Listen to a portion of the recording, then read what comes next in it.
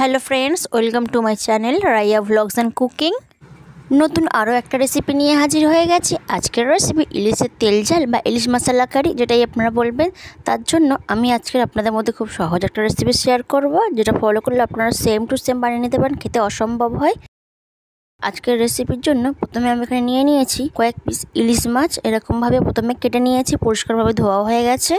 এবার দিয়ে দিচ্ছি কাশ্মীরি লঙ্কা গুঁড়ো, হলুদ গুঁড়ো, স্বাদ মতো লবণ আর সামান্য একটু মাস্টার্ড অয়েল মানে সর্ষের তেল দিয়ে খুব ভালো করে আমি ঘষে ঘষে মাছটাকে মিশিয়ে নেব। প্লিজ ভিডিওটা কন্টিনিউ করবেন আর সাবস্ক্রাইব করে পাশে থাকবেন। ফেসবুক থেকে দেখে থাকলে প্লিজ পেজটাকে ফলো করে পাশে থাকবেন।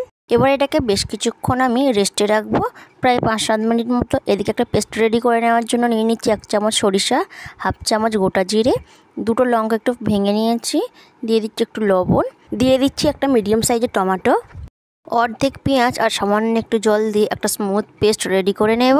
স্মুথ পেস্ট রেডি হয়ে গেছে, দেখুন ঠিক এরকম একটা পেস্ট রেডি করে নিয়েছি। এবার একটা প্যান বসিয়ে দিয়েছি, দিচ্ছি পরিমাণ মতো তেল। আপনারা কিন্তু সরিষার তেলটাই ব্যবহার করবেন।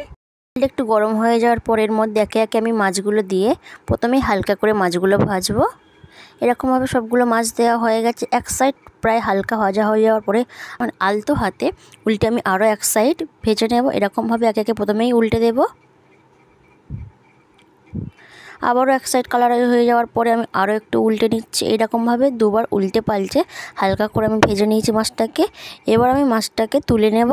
এই পর্যন্ত এসে যে সকল বন্ধুরা এখনও একটি লাইক দেননি, প্লিজ একটি লাইক দিয়ে সম্পূর্ণ ভিডিওটা কন্টিনিউ করবেন। মাছগুলো তুলে নিয়েছি। এবার ওই তেলের মধ্যে আমি দিয়ে দিচ্ছি 1 চামচ কালো জিরের ফোড়ন, আর দিয়ে দেব সামান্য একটু হলুদ গুঁড়ো আর লঙ্কা গুঁড়ো হাফ চামচ করে। এই উষ্ণ গরম তেলের মধ্যে দিলে রঙটা খুব সুন্দর আসে।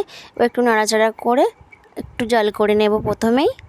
তারপরে এর মধ্যে দিয়ে দিচ্ছি ওই পেস্ট, আগে থেকে পেস্ট করে রেখেছিলাম সেটাই। যে সরষের একটু তেতো ভাব থাকে, অনেকেই বলেন তেতো হয়ে যায়, সেক্ষেত্রে একটু আগে থেকে পেস্টটা বানিয়ে রেখে দিলে তেতো ভাবটা কেটে যাবে। আর অবশ্যই পেস্টটা বানানোর সময় লবণ দিয়েই পেস্ট বানাবেন, তাহলে তেতো ভাবটা থাকবে না।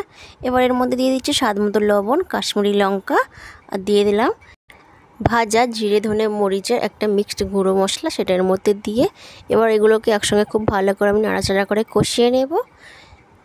মশলাটা যত বেশি কষাবেন তত সুন্দর লাগবে খেতে, অসম্ভব মজার হয় এই ইলিশ মাছের মশলা কারি বা ইলিশ তেল ঝাল। এবার মশলা থেকে বেশ তেল ছেড়ে দিয়েছে, দেখুন কত সুন্দর তেলটা ছেড়ে গেছে।